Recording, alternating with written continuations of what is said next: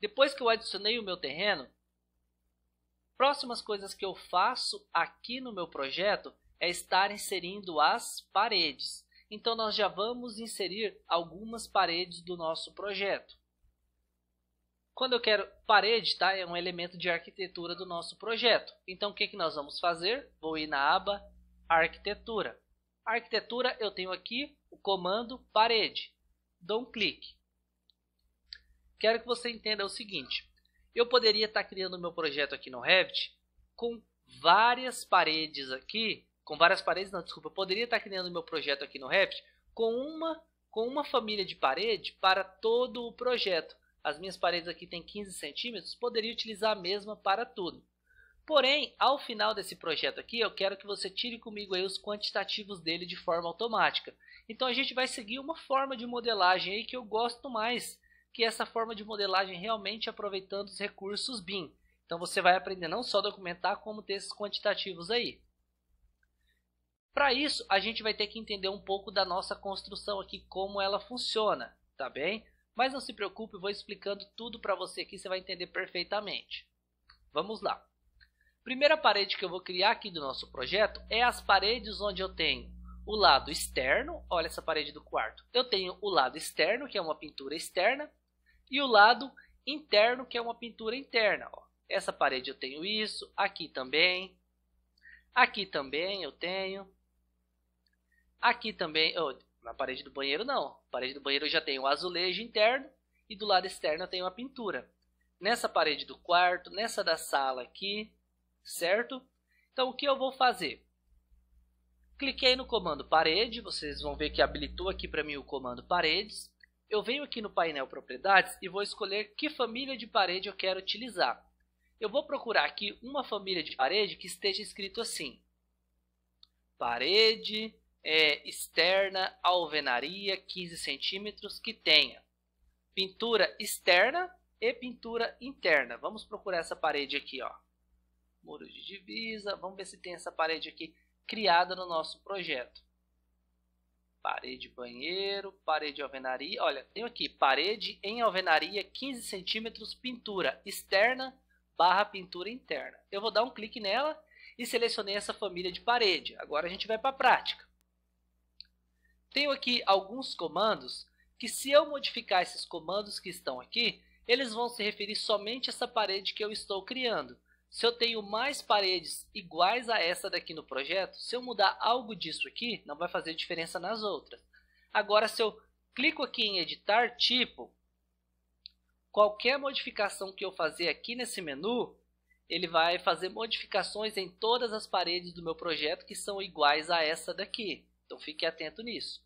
Por que eu cliquei ali em editar tipo? Porque eu quero que você veja aqui as opções que eu tenho. Eu posso duplicar essa parede, posso renomear ela, posso vir aqui editar a estrutura, tenho outras opções aqui de virar nas interseções, nas extremidades, não se preocupe com isso. Tenho a minha largura da parede, olha, que no nosso caso está com 15 centímetros. Tenho aqui mais informações, não se preocupe com essas informações agora, tá? Estrutura, eu venho aqui na estrutura e clico em editar.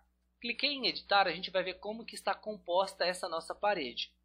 Vou começar aqui pelo centro dela, que eu tenho uma alvenaria lajota 6 furos. Viram aqui?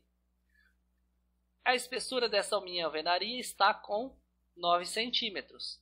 E aí do lado externo, olha aqui escrito lado externo da parede, eu tenho uma camada de chapisco com 1 centímetro, reboco 1,5 centímetros, selador tem 4 milímetros e pintura acrílica 1 milímetro, pintura acrílica externa.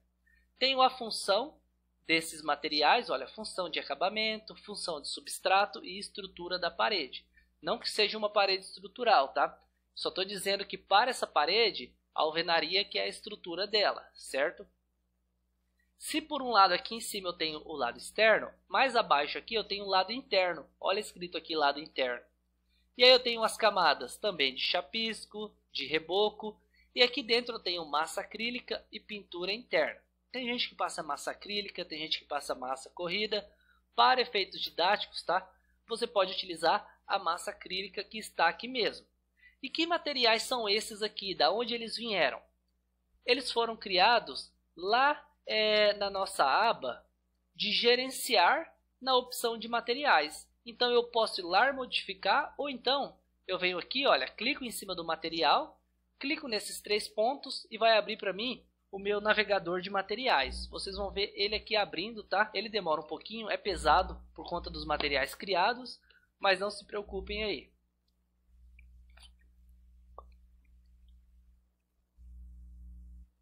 Aguarda aqui o meu painel de material abrir. Só estou abrindo aqui para mostrar para vocês como que ele é.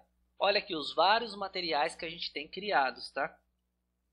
Posso criar novos, posso duplicar a partir de algum existente, tá? Todas essas configurações aqui. No nosso caso, a gente não vai mexer, tá? Então, o material que eu estava vendo aqui é alvenaria chapisco. Tenho algumas informações desse material de chapisco. Não quero mexer em nada disso. Clico aqui em cancelar. E aqui nas minhas camadas, a gente não vai fazer nenhuma alteração, tá?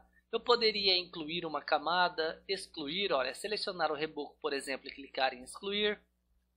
Poderia jogar esse reboco aqui mais acima ou mais abaixo, tem todas essas configurações.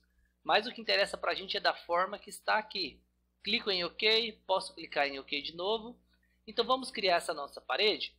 Algo importante, tá?